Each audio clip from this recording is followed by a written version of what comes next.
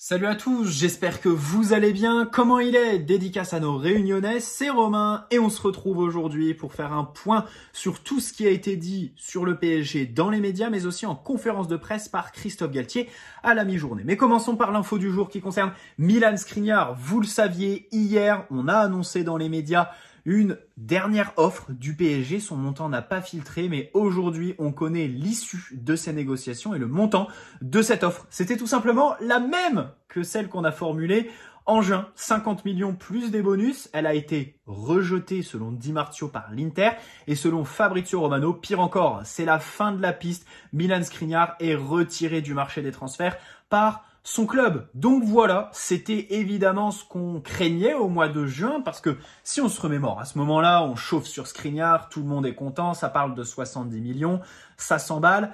Tous les autres défenseurs sont encore casés dans leur club. Problème, c'est qu'en 3 semaines, il y a eu évidemment un jeu de chaises musicales énorme. Le Barça sur Koundé, Koulibaly à Chelsea, De Ligt au Bayern. Au final, toute cette valse, elle est terminée. Tout le monde est casé. Et nous, on arrive à 15 jours de la fin du mercato.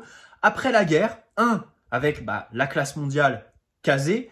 Et 2, les clubs qui veulent plus vendre en fait. À la mi-août, les mecs, ils ont pas envie de lâcher un titulaire sans avoir la garantie sur son remplaçant derrière. Donc là, ça va être très compliqué à ce poste-là pour le PSG. On voit que les plans B sont un petit peu low cost et on terminera la vidéo avec justement un de ces plans B sur la shortlist de Luis Campos. Donc évidemment, Skriniar, je suis le premier à le regretter.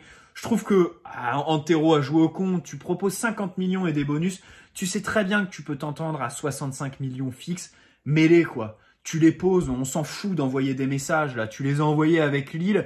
Déjà que t'as fait chier pendant 15 jours pour 3 pauvres millions d'euros. À un moment donné, ça suffit. C'est de la classe mondiale, 27 ans. Le garçon est extraordinaire. Et surtout, là, t'as plus personne. Voilà. Sur le marché des transferts, aujourd'hui, t'as absolument plus personne. Et c'est compliqué en fait. Parce que t'as fait ta préparation à 3 derrière.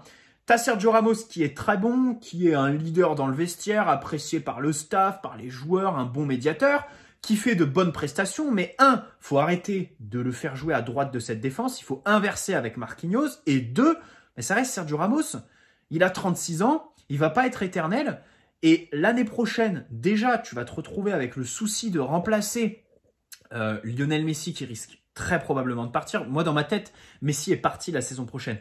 Pour moi, le PSG, c'est évident. Le PSG va tenter de le prolonger, mais lui va vouloir soit une destination exotique, soit le Barça, parce que quoi qu'il advienne à cette Coupe du Monde au Qatar, ce sera sa dernière. Il va pas faire une Coupe du Monde à 38 ans avec l'Argentine.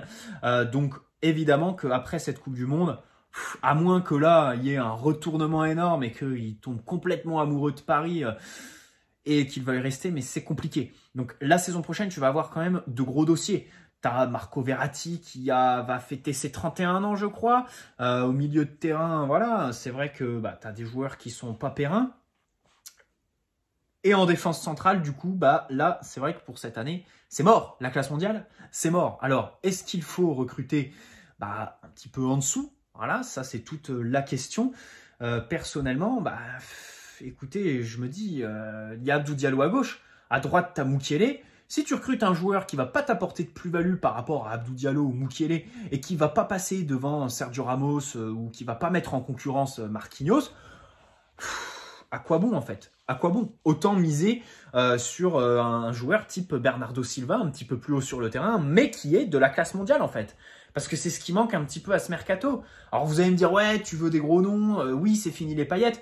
À un moment donné, je veux bien que ce soit fini le bling-bling, mais tu vises la Ligue des Champions. Et ton problème, oui, il faut, en sortie de banc, avoir de meilleurs joueurs, des mecs qui sont un petit peu plus impliqués parce que ta rotation, ça allait pas la saison dernière, les mecs rentraient, ils marchaient, c'était ridicule. Mais c'est pas non plus que de leur faute. Icardi, tu peux l'insulter de tous les noms, c'est pas de sa faute si on se fait éliminer au Santiago Bernabéu et c'est pas de sa faute si on fait des prestations lamentables en Ligue 1 toute la saison, parce qu'il n'était pas sur le terrain justement. Il n'est pas sur le terrain. Ces mecs-là, ils ont une dimension symbolique. Il y a vraiment en fait un problème dans ce 11. Il faut recruter de la classe mondiale. Et encore une fois, la saison dernière, Hakimi, c'est 70 millions. Nuno Mendes, mine de rien, c'est 50 millions avec qu'une seule saison en pro dans les pattes. Voilà, ça a un prix tout simplement, un titulaire, ça a un prix. Il y a seul Donnarumma que tu as recruté gratos parce que, mais encore, si évidemment il était sous contrat avec Milan, c'était 50-60 millions directement. Voilà. Donc bien sûr que les coûts à la Marco Verratti, même Marquinhos, on le recrute quand même pour un beau montant. Je crois que Zlatan, c'est 20 millions. Thiago Silva, c'est quand même 42 millions. David Luiz, oh, je ne veux pas me tromper, mais David Luiz, je crois que c'est 50. Hein. Je crois que c'est 50. Je me souviens plus très bien, mais Di Maria, par exemple, il pète tous tes records. Le mec te coûte 65 patates. Cavani, pareil. Voilà. Neymar, Mbappé, c'est 180 millions pour un mec qui a 17 ans.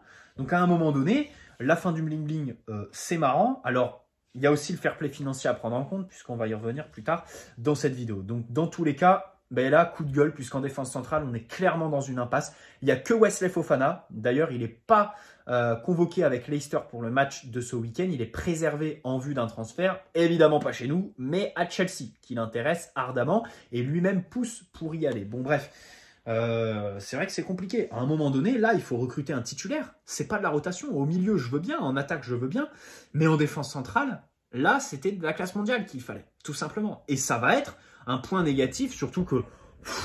franchement, t'as attendu tout l'été avec ton offre à 50 patates que t'as ressorti à la mi-août. Et ça, c'est Antero, hein, c'est Antero qui a joué au con. Bon, bref, dans tous les cas, je suis pas content, j'ai fait mon coup de gueule.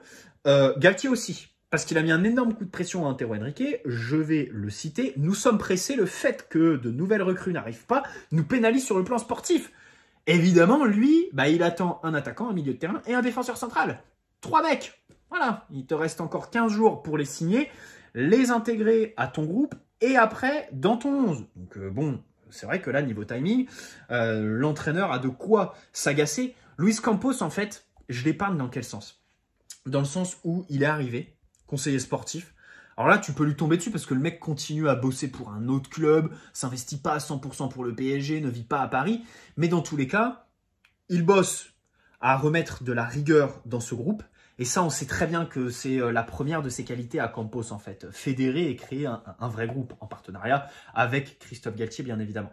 Ensuite, avec ce même Christophe Galtier, il élabore une liste de joueurs qu'il veut. Le problème, c'est que si on croit Luis Campos et la liste qui a été faite, alors vous allez me dire, oh, c'est les médias. Non, les gars, la réalité, c'est que si on fait le mercato que Luis Campos voulait, 1, tu signes Tchouaméni, 2, tu fais Lewandowski, et 3, tu fais Milan Skriniar. Ça a quand même une autre gueule que Hugo Ekitike, Vitinha, Renato Sanchez, et en défense centrale, personne système Mukiele. Tu vois ce que je veux dire? C'est ce que Luis Campos voulait. Et ça, de toute façon, j'y crois absolument, c'est certain. Donc là, tu vois déjà que c'est pas du... Enfin, c'est du bling-bling, enfin, entre guillemets. C'est vrai que Lewandowski, Tchouaméni, ça a un prix. Ça a un prix. Mais encore une fois, peut-être qu'on était limité. Et peut-être que finalement, l'équipe, quand ils annonçaient en juin qu'on avait 80 millions de budget, en incluant dans ces 80 millions les 37 qu'on a balancés pour lever l'option de Nuno Mendes, t'es ric-rac en fait. T'es ric-rac. Et du coup, tu dois faire face. Mais dans ce cas-là, tu t'intéresses pas à Skriniar. Dans ce cas-là, tu te poses pas sur Skriniar à la mi-juin. Donc bref, c'est un petit peu un cercle qui est très vicieux. On sait comment fonctionne du coup le club. Là, c'est Antero qui merde, surtout pour les ventes en fait, parce qu'en réalité, là, ça urge. Paredes, ça s'est calmé avec Rabiot, qui du coup n'ira pas à Manchester United.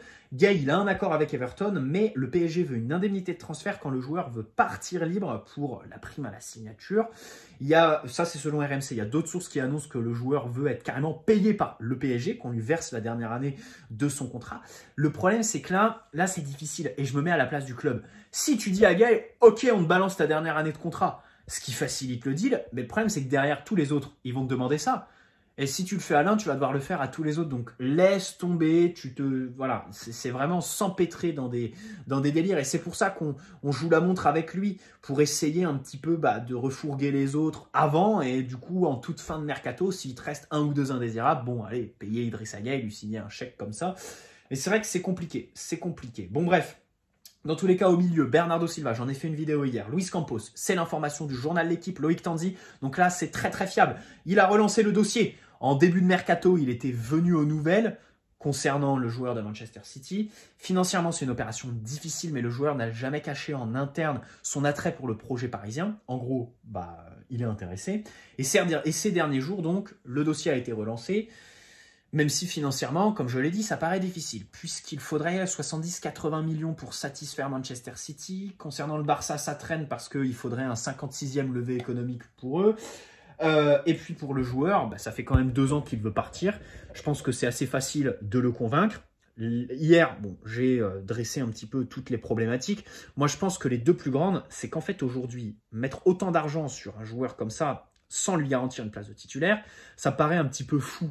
Pour le club et sa crédibilité. Balancer 80 millions pour un mec en sortie de banc. Ensuite, pour le joueur, Bernardo Silva, c'est quand même quelqu'un qui est nominé au Ballon d'Or, tu m'excuseras, mais il y a beaucoup de gens, et même dans l'espace commentaire de la vidéo dire, mais de toute façon je m'y attendais, sur les réseaux sociaux ça le respecte pas. Ce joueur est plus que sous-coté, n'oublions jamais qu'il est absolument extraordinaire. La seule nuance que je poserais, c'est qu'il a à chaque fois quand il signe dans un club, besoin d'un temps d'adaptation. Et 2, ça fait quand même 4 ans qu'il est dans le Manchester City de Pep Guardiola, où chacun sait ce qu'il doit faire, quand, où et dans quelle situation. Pour n'importe quelle situation, ils ont une consigne qui est imprimée dans leur tête. Le problème, c'est qu'au PSG, c'est tout l'inverse. Et j'ai déjà fait le lien avec Wijnaldum qui arrive de Liverpool et qui se perd complètement au PSG. C'est vrai que Bernardo Silva, tu pourrais te poser cette question. Et ensuite, tu en viens au problème Neymar-Messi. Parce que Bernardo Silva, pour moi, c'est le remplaçant parfait de Lionel Messi s'il part la saison prochaine. Et ça aurait été le remplaçant parfait de Neymar cet été, puisqu'on le sait très bien.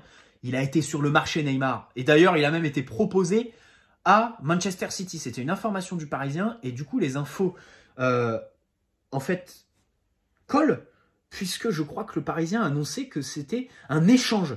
Neymar proposé dans le cadre d'un échange à Manchester City. Le nom du joueur n'avait pas filtré en fait en échange de Neymar, mais du coup aujourd'hui tu te dis que c'est Bernardo Silva. C'est tout à fait plausible. Luis Campos, et on va pas se leurrer, Luis Campos veut se débarrasser de Neymar. Galtier, quand il est arrivé, il a fait des déclarations. Ouais, Neymar, je sais que je sais pertinemment, clairement ce que je veux en faire. J'espère qu'il va rester joueur de classe mondiale. N'importe quel entraîneur aimerait l'avoir. Donc ça a un petit peu calmé les débats. Derrière, tu as eu les bonnes prestations du joueur qui les ont encore plus calmés. Et puis surtout, le fait que personne ne peut s'aligner sur son salaire. Personne en veut aujourd'hui, en fait. Tout simplement. Et du coup, tu te retrouves à devoir assumer l'erreur que tu as fait en le prolongeant jusqu'en 2027. Parce que c'était une erreur, bien évidemment, de lui donner autant, avec autant de salaire, à ce moment-là. Tout simplement. Donc, du coup, problématique Bernardo Silva, parce que Neymar, dans l'idéal, pareil, Luis Campos, son mercato, il s'axait sur un départ de Neymar. Et bien sûr, derrière, Lionel Messi, il faut attendre la saison prochaine. C'est pour ça que je pense que si Silva reste à City cet été, on reviendra à la charge la saison prochaine. Et pour remplacer Messi, déjà, le Qatar va investir. Et je pense que ça va se profiler sur un... Moi, franchement, Messi qui part... Et derrière, Mbappé, il ne va pas rester indéfiniment. Il a signé un contrat court terme. À un moment donné, il va peut-être vouloir partir au Real. Donc, je pense que dès l'année prochaine, si on peut s'assurer Bernardo Silva, Rafael Leao, ce serait parfait. Si Leao confirme cette saison avec l'AC Milan, bien évidemment. Donc, bref, Bernardo Silva, c'est vrai que c'est compliqué. Il y a plein... Là, l'équation est quand même... elle est lourde, l'équation. Et c'est très difficile de la résoudre. Donc, voilà. Moi, personnellement, je suis quand même pour... le joueur, vraiment, parce qu'il est extraordinaire. Et en fait, c'est bête. C'est bête parce qu'au PSG, tu as toujours un problème. Tu gagnes 5-2 contre Montpellier, t'as Mbappé qui te fait chier. Ton système à 3, il fonctionne, tu mets des pluies de buts sur ces 3 premiers matchs. Mais le problème, c'est que derrière, le mercato ne suit pas. Tu recrutes pas de défenseurs. Donc là c'est clair et net. Si on recrute pas de défenseurs de classe mondiale d'ici à la fin du mercato, si tu te trouves en février, bam, mars plutôt, quart de finale de Ligue des Champions, un blessé parmi tes titulaires en défense centrale, mais il vaut mieux mettre un milieu à 3 et un système à 4 derrière, plutôt que de miser sur un vieux mec que tu as été recruté cet été, style Simakan ou Disasi, ou alors sur un El Shaddai Bichabu ou Abdou Diallo dans une défense à 3. Tu vois ce que je veux dire? T'as compris où je veux en venir en fait. Là, le problème, c'est que l'année dernière, on a fait un mercato pour jouer à 3, on a fait la saison, on a joué à 4, et là, cette saison, on fait un mercato pour jouer à 4, et on joue à 3. C'est vraiment, c'est vraiment le casse-tête chinois. Ce dossier Skriniar, vraiment, nous tire une balle totale. Mais c'est vraiment un 9 mm qu'on se prend dans le pied, avec Skriniar qui ne vient pas. Parce que là, il n'y a plus personne. La seule ouverture qu'on pourrait trouver, c'est Benjamin Pavard au Bayern de Munich. C'est tout. Sinon, en défenseur central droit, tu ne trouveras personne. Wesley Fofana et Leicester, mais trop cher. Il n'y a plus personne. Tous les autres, évidemment, sont casés. Bref. Et justement, concernant Neymar, j'en parlais,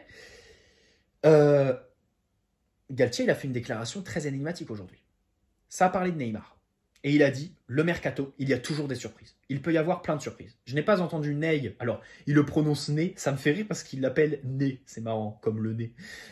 Ney demande à... Je n'ai pas entendu Ney demander à partir. Il travaille tous les jours. Il est performant. Il ne donne pas le sentiment d'un joueur qui est en stand-by. Ouais, tu m'étonnes. Et je crois qu'il a vraiment envie de se rebiffer contre le club. Montrer que, vouloir s'en séparer, c'était une mauvaise décision de notre part. Il va nous prouver que non. 2, montrer à Mbappé qu'il n'est pas au centre du projet et que Neymar est toujours un génie. Et 3, évidemment, il a sa Coupe du Monde à préparer avec le Brésil. Bref, attention, dernière phrase de Christophe Galtier. Après, un mercato, c'est un mercato. Donc là, c'est très énigmatique. Au sein du club, je suis persuadé qu'on veut évidemment se séparer de Neymar et qu'il y a même concordance, en fait, c'est-à-dire que à Doha, je pense qu'on veut s'en séparer avant tout. Et Luis Campos ne s'est pas opposé à Doha, donc les deux sont sur la même longueur d'onde. C'est très bien qu'au PSG, tu réfléchis avec les deux directions. Bon bref, là il y a une info, je viens de la voir, je la balance en direct, en plein enregistrement. Donc selon le Parisien, je mise gros... c'est Sévérac, Dominique Sévérac, pisté en cas de départ de Neymar. Donc Bernardo Silva ne viendra pas au PSG cet été. Évidemment, ça revient sur ce qu'on disait un petit peu plus tôt. Parce que, Bernardo Silva, c'était en cas de départ de Neymar pour les liquidités, le salaire et puis la place niveau sportif sur le terrain, tout simplement. Donc là, ton gros problème, ce sont tes deux Neymar et Messi, tout simplement. Pourquoi ? Parce qu'ils bloquent pour recruter de la classe mondiale devant, faire parler un petit peu sur ton mercato, faire un bon mercato. Et puis surtout, ils font des bonnes performances. Mais le problème, ce qui est dramatique là-dedans, les gars, c'est que je le sens à des kilomètres. Franchement, ce soir, c'est une vidéo qui n'était pas dans la nuance. Il y a peut-être des gens qui vont me tomber dessus. Mais en même temps, les informations m'ont pas plu. Je suis déçu. Mais franchement, Neymar, Messi font de bonnes prestations. Je veux bien les respecter. C'est vrai que c'est des joueurs de classe mondiale et ils se rebifferont toujours. Mais après la Coupe du Monde, je le sens gros comme une maison. Qu'il la gagne ou pas. Et je pense que s'il la gagne, ce sera encore pire. Ce sera encore pire. En janvier, on va se retrouver avec des morts vivants. J'ai grossi le trait. Mais en gros, toute cette dynamique qu'ils ont créée, le Qatar, cette Coupe du Monde, va nous la niquer complètement. Bref, je terminerai la vidéo avec Casemiro, tiens, Manchester United, ouais, j'ai vu sur 70 millions, c'est fait, voilà, il n'est pas dans le groupe du Real pour le match de ce week-end. Carlo Ancelotti l'a confirmé en conférence de presse aujourd'hui. MU va balancer quand même 70 millions, un énorme salaire, je crois, de 22 millions d'euros par an pour un joueur de 30 ans qui a tout gagné, qui décide donc de quitter le Real, là où il avait quand même un contrat très satisfaisant, pour aller dans le ventre mou de Première Ligue, gagner 2 à 3 fois plus. Bref, il y a beaucoup de gens qui disaient « Ouais, c'était le milieu parfait pour le PSG, le complément parfait pour Marco Verratti. » Écoutez, Zidane a été annoncé au club. Je pense qu'on l'aurait signé si Zidane était venu cet été, c'est certain, puisque c'est Zidane qui a un petit peu fait décoller la carrière de Casemiro, l'a rendu indiscutable au Real Madrid et a fait de lui la plaque tournante, le point d'équilibre de cette équipe et ce milieu de terrain. Mais aujourd'hui, comme je l'ai dit, quelqu'un qui a tout gagné, qui cherche juste le dernier gros contrat de sa carrière, ça a tout de la fausse bonne idée, tout simplement. Voilà, le mec, là, il va à Manchester United. Pour eux, alors c'est peut-être un bon coup parce que franchement, en Première Ligue, il y a moyen qu'ils s'adaptent très vite au championnat. À l'équipe, c'est autre chose encore parce que, évidemment, Manchester United est en perdition. Et puis surtout, c'est pas Casemiro qui va changer les résultats de United. Là, il faut une refonte totale du projet là-bas. Bon, bref, c'est pas notre problème. Tout ça pour dire que Casemiro, je n'en voulais pas au PSG et c'est tant mieux qu'il aille à Manchester United. Voilà. Bonne soirée à tous. N'hésitez pas à poser un like si cette vidéo vous a plu. Vous abonner si ce n'est pas déjà fait. Là, on est vraiment sur une équation énorme. Et je pense que je vais me poser et essayer de faire une vidéo avec un vrai fil rouge où je détaille tout, même si elle est longue ou s'il faut en faire plusieurs vidéos. Mais là, je pense que je vais plutôt attendre la fin du mercato pour la faire. Parce que là, je crois qu'on y voit plus clair. On a Luis Campos qui est arrivé, qui a posé les bases. En fait, Luis Campos qui a dit « Moi, je fais la liste, je convainc les joueurs sur le sportif. Antero, tu t'occupes des négociations, du juridique et de l'administratif. » Luis Campos a fait sa liste. Il n'y a aucun des joueurs de la liste qui est venu. On a été obligé de se rabattre sur des plans B. Et Antero Henrique a été mauvais pour mener les négociations. Et pire encore, aujourd'hui, alors il reste 15 jours, donc calmons-nous, il n'a pas réussi à vendre. Du moins, pas comme on l'espérait, bien évidemment. Parce que Franchement, les seuls sous qu'on a fait, c'est sur des mecs qui sont formés au club. C'est facile, hein, les mecs, ils sont formés, c'est des jeunes à fort potentiel, et surtout, bah, toute l'indemnité que tu rentres, t'as pas d'amortissement dessus. C'est vraiment facile, hein. Bon, Abdou Diallo, par exemple, on n'a pas réussi à s'en séparer. Kerrer, on fait 12 millions qui montent à 16 avec les bonus. Bon, Wijnaldum, tu le prêtes, c'est pas non plus arrangeant, hein. Et puis en plus, tu payes 50% du salaire. Bon, bref, bonne soirée à tous. Il y a tellement à en dire que je pense faire une vidéo complète là-dessus. Ciao, bonne soirée et prenez soin de vous avant tout.